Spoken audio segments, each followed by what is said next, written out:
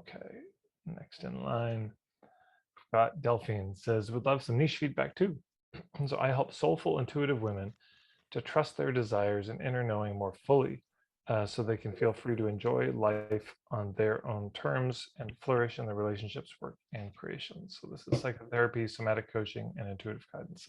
Hello, Delphine. How you doing? Hi, how's it going? Good, good. Where are you based? I'm in Dublin, Ireland. How are you? Amazing. Yeah. Very cool. Although that's a picture of Glendalough behind me because I was on a call earlier. So I'll pretend I'm in Glendalough with the fairies. I was just in Dublin for a couple of days a few years ago. Yeah.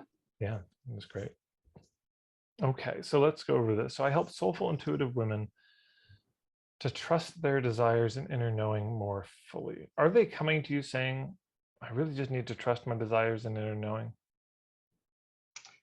They kind of are at this stage. I'm kind of refining what I typed into the chat, having listened to you talking to Harry, I think it was. Yeah. So I think I could probably add in a few other bits of their experience. Like, so they're experiencing guilt and frustration a lot of the time. It's like, so psychotherapy is different because I don't really need to market that. That's kind of ongoing, deeper relational work that, you know, over time. But for this sort of coaching and intuitive work that I do, a lot of the time it's people who've done a good bit of inner work. They might have done some psychotherapy, some counseling, and then kind of dabbled in or done a good bit of somatic experiencing and all these kind of different things. And they kind of use a lot of the lingo as well already. Mm-hmm. Not always, but I'm finding that increasingly. But they haven't really been able to integrate it in a sustainable way. So it's interesting. There's a lot of self-awareness, and like most recently, someone even talked about, like, I want to, you know, deal with my developmental trauma, or people will talk about their inner child. Not always, but so, and I know that I'm guilty of using a lot of like modalities, kind of lingo, and I want to stop. Sure. You know, I want to really connect to people and their experience. But yeah, it's something I think what I'm trying to niche in is that it's women who are at the stage where they have this awareness, but they're not able to actually fully enjoy their lives and actually really savor the experiences and relax their systems fully, because they've been through a lot of trauma and they've been through various early life experiences. And they have a lot of kind of good things going on in their lives, but they can't just actually enjoy it at this point and allow themselves to flourish fully. What stage of life are they at usually? Similar to me, so like early mid 40s or mid late 30s. Yeah, probably 50-50 in terms of having children or not. So a lot of it is kind of, you know, motherhood overwhelm, but usually not the early years. They're kind of children who are a little bit older and they're in a position to do this kind of inner delving. Yeah. Let's grabbing a link here for you. So one thing I'd recommend that I think may help you take this next step, and for, you know, all of you on the call who are wanting support with your niche, there's something called the Puttering Prep. And so this is when I do my one-on-one puttering sessions, which are all sold out now until August. These are the most common exercises I do in my one-on-one coaching. And basically the upshot of it is trying to create like an ideal client page and about them page. And I would really dig into that, Delphine, for your work. I think it would help. Cool. Thank you. Yeah, because part of it is, it's just good to know who we're trying to reach. Are we trying to reach the women who've never explored this stuff, or women who are already deep into it? And if it's okay, women are already deep into it, well, what's the it? You know, so when you say soulful and intuitive and they've already been exploring, and now you name some of them, maybe done some somatic experience and they've done some other things, it's good to make a list of those things. You know, if you're reading this, then you probably love these authors, you're a part of these scenes, you've read these books, you listen to these podcasts, you have these things in your home. You know, you just map it out so when they read it, they say, oh boy, that's me. Yeah. So to kind of qualify the kind of person, like not be afraid to really do that. Yeah, because the challenge with soulful and intuitive is, the fuck does it mean? It's just so hard to synthesize, like, because it's I don't try. Yeah, I wouldn't try. I think that can come later in a, you know, and it's better when it's specific. So here's a little exercise you can all do. If you're using adjectives like this, like I like to work with soulful, intuitive, conscious, generous, whatever the word is. A better way to approach this, and this won't go in a tagline, but it can go in other places on an about page or a home page, Right. Yeah. is you say, okay, what's something specifically that they probably do regularly in their life being such a soulful person? And so let's actually just do a little brainstorm on this in the chat. So what is the evidence that someone is soulful? Is soulful. Soulful, yeah. So what's the evidence? What it's very specific. Give me a vignette, give me a picture, give me a scene, give me a kind of situation, yeah, or some kind of something that they might have done once, but probably do ongoingly. That is evidence you'd say, oh yeah, that person is very soulful. I can tell by them doing that thing. It's very clear. Right, okay, so they support the homeless, meditation, meditates regularly, sees the importance of personal time, personal practice. It's great. These are good, like little sourdough starters. They see those small details in the mundane that most people miss. They're comfortable with silence and space, has a regular yoga practice, meditation, reading, self-care, self-development, communes with nature, makes eye contact, but not like just creepy, intense stare. Yeah. That's evidence that you're spiritual, not soulful. Good-natured, connects the big picture, the collective. They're warm to everyone. Time alone in nature, compassionate and self-compassionate. They really listen authentically. My friends used to tell me I didn't listen very well. I think that's what they said. They feel comfortable when alone. They care about the environment and nature. It's great. So interesting, the variety of yeah, you see what I'm saying? So there's a few things to take from this. The first thing to take is not all of these may be your ones. You may say, oh, that's not what I mean at all. Or it might be all of them, bit of a mix, but there may be some that jump out more. And so that's the first thing. It's good to see some options. And like, what do I mean by soulful? Yeah. Exactly. The second thing, though, is these are little seeds, but I'd want to see them sprout into something a little bit more. If I was going to write it up on a page, I wouldn't say, I mean, this is really finicky, but like, let's say,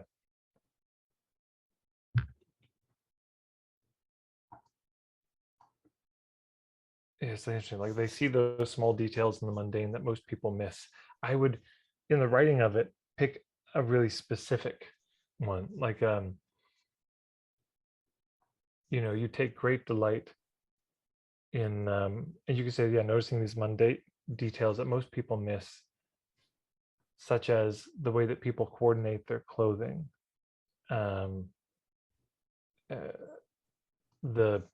the way the light shines on this kind of thing, the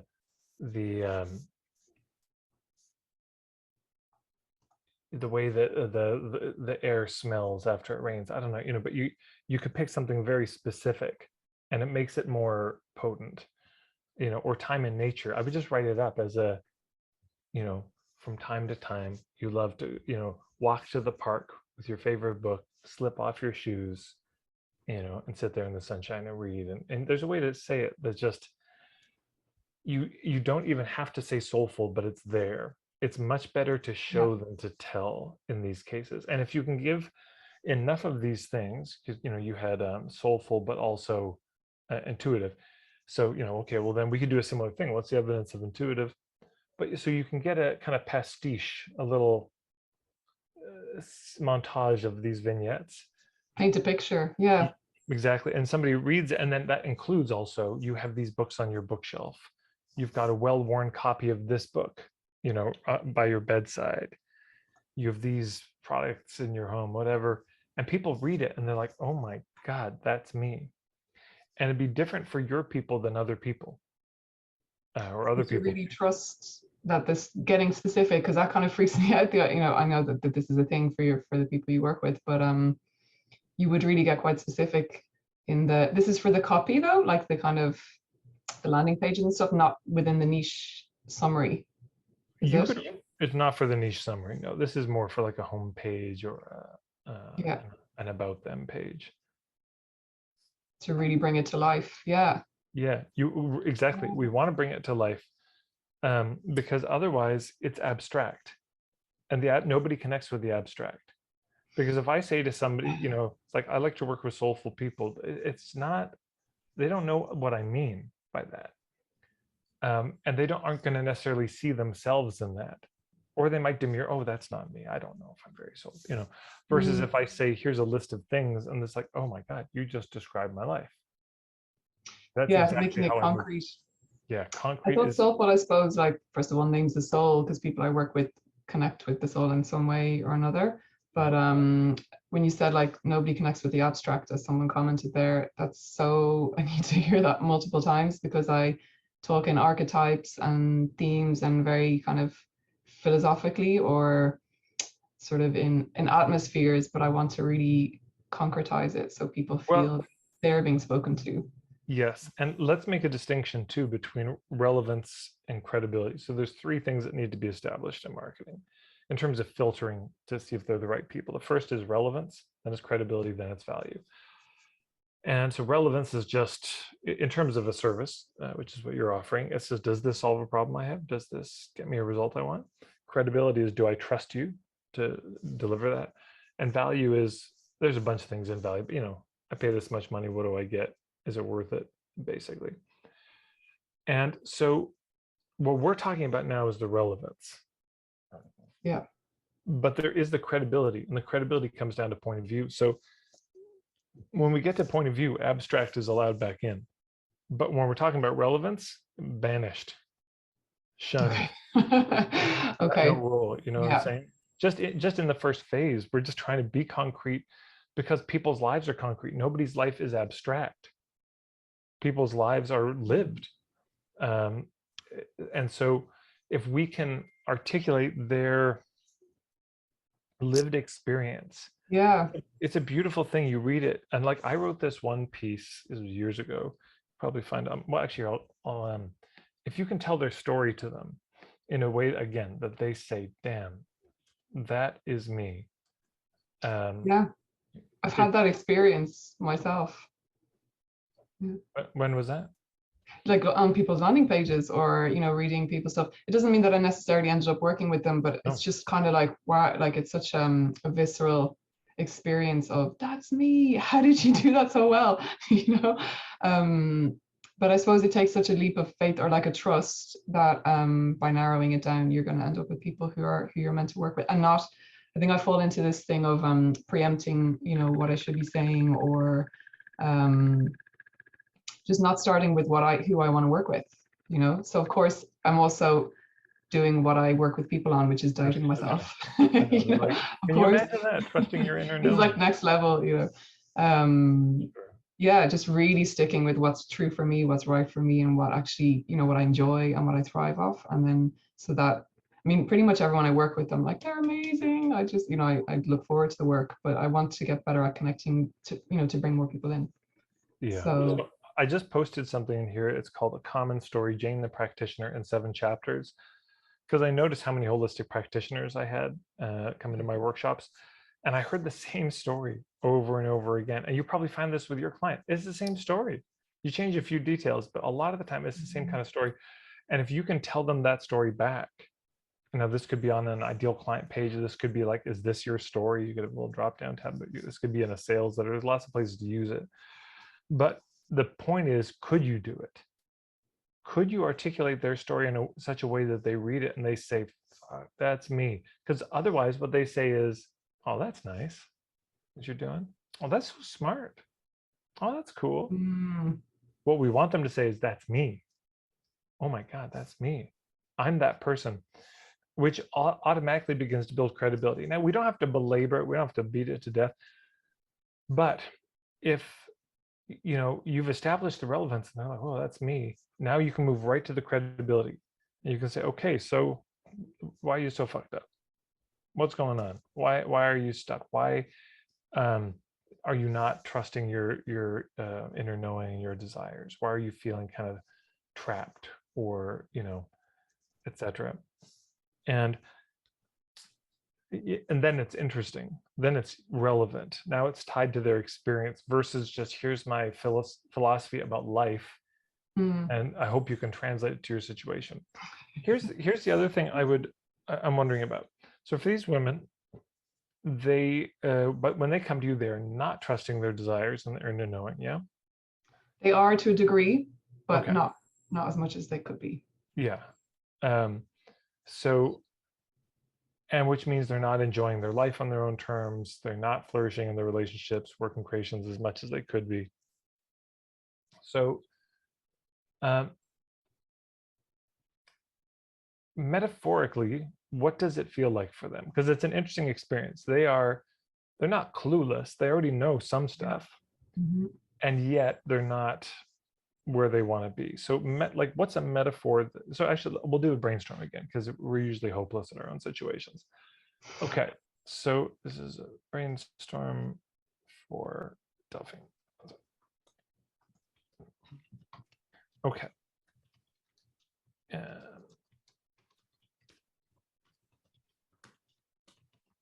Okay, so here's the thing.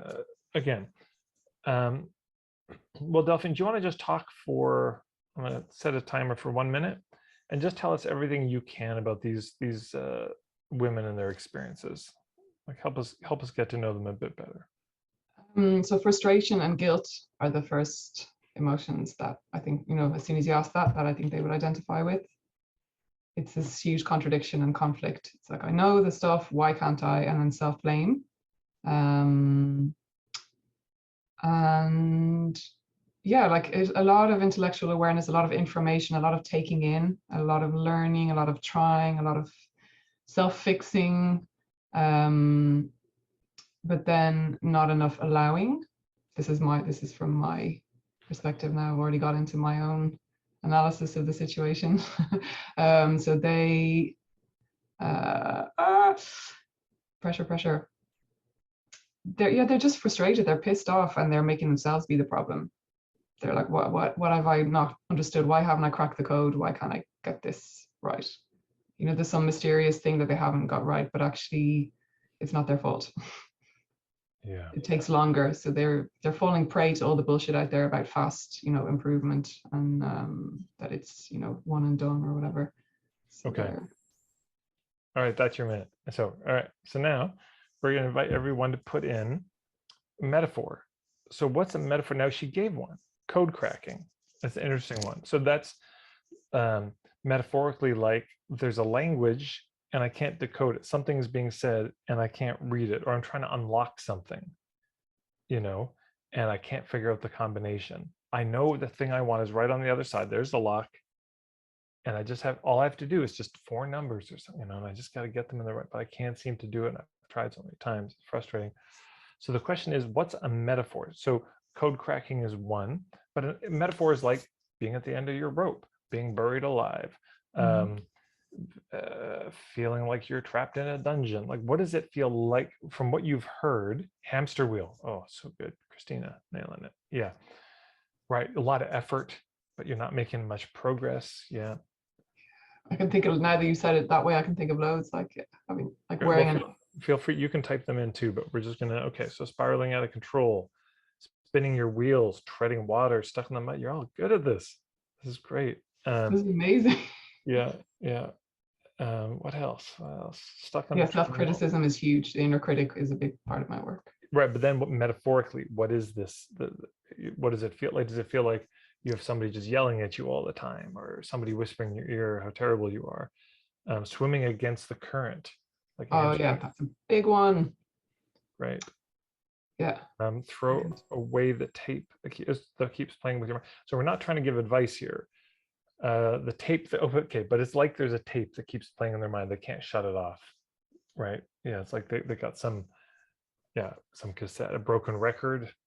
Right. It just keeps skipping in the same place. It won't go any further. They're getting tired of it. I could imagine, like, man, I used to like this song, but now I just hate it because it just so over it. Like, you've outworn this outfit. It's Yeah. like small.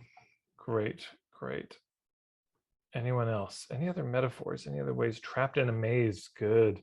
Code cracking. Code cracking is like, again, if there was a combination padlock and you had to put the numbers in a certain order, it's like there's a code to open it, or like a pin pad, you know, for your banking information. They ask you for your little pin code. What is it you type in? That's like a code. And code cracking is figuring out how to do that when you don't know it in advance. Like a very difficult crossword puzzle. Keep riding the same roller coaster. They can't see beyond or outside of themselves, right? And then we start to wonder metaphorically, maybe is it like they're in a fog, they feel like, or does it feel like it's too bright and they can't see because of that, or is it too dark? They're wearing rose-tinted glasses, right? Or it's like, yeah, they're wearing sunglasses all the time. They just can't see clearly, or struggling to find a diamond in the coal, a conveyor belt. These are great, everybody. Wonderful. So these metaphors are very powerful.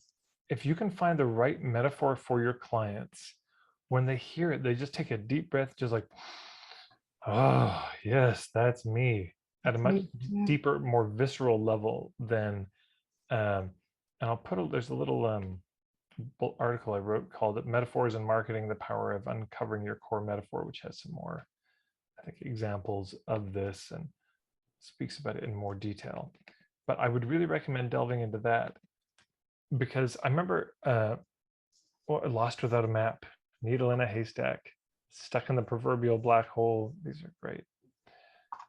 Okay, because I remember one client of mine, she was speaking about what she did, and I was listening and listening, and I said, it sounds like your clients feel like they're being buried alive. And she just,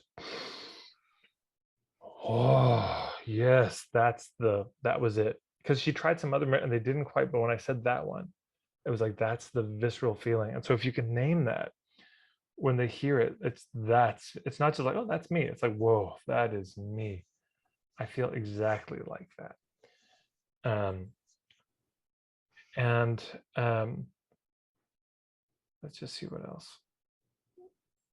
So yeah, that's the next step I would take, because I think generally you've got some good direction here. I would just flesh it out a bit.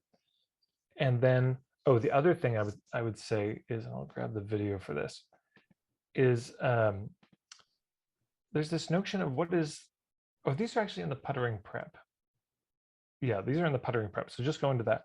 But there is a, one of the videos in that is about what's the breaking point, what's the tipping point? Because as you're saying, it's not generally terrible for these people. They already know some stuff, they're trying some stuff, but there is some pain. But if it's kind of pain, they're not going to buy. I mean, why would they? But there is a breaking point people hit where they like, okay, and those breaking points are not abstract. They are situational. They are real things that really happen in people's lives. And if you can name a few of those, it's like, you've been doing this growth and all this stuff, and yet you still find here's some of the symptoms and you've been dealing with it, but then something like a breakup, a divorce, something they saw when they went out for a walk. I mean, it can be seemingly innocuous things that really hit people. And the more we can name that moment that they're in, it's one of the best exercise for niching is like, what's the too soon to work with them? What's too late? And what's the perfect moment? What's the sweet spot? Which is kind of the breaking point, the tipping point where there's just, okay, this is now gone from I should deal with this to I have to deal with this. Yeah, and I think the situational piece is really important, because I tend to go straight into the inner landscape, which is important as well, because obviously people need to connect emotionally with, what I'm describing, or feel that I'm understanding their inner landscape. But it's often more circumstantial, but I hesitate to describe that because I feel like everyone's so different and unique. But you're right, like there are probably, if this is a kind of a short list of a few scenarios that aren't so crazily specific that they aren't experienced by a lot of people. So I want to, yeah. And this is the thing too, it's better to go for a specific and people can still relate to it than to be general, Right. that nobody relates to. You can give a very specific situation. It's like, your husband just handed you divorce papers. Now, it's not their husband, it's their boyfriend, but it's not a divorce, but it's a breakup, but they can still relate. Yeah. So it doesn't have to always be the exact thing. And it's good to remember they don't have to relate to everything. There's just need to be sometimes a few things. Like you love authors such as, and you list 20. If they really love 3 of them, that may be enough. Yeah. Like, oh, she knows those people. We're going to get along great. Yeah. Yeah. Well, thank you very much, Delphine. Thank you. That was amazingly helpful. Thank you so much. Amazing to get your expertise and everybody else's suggestions. Thank you. Yeah, thank you. Thank you, everybody, so much for throwing down on the metaphors.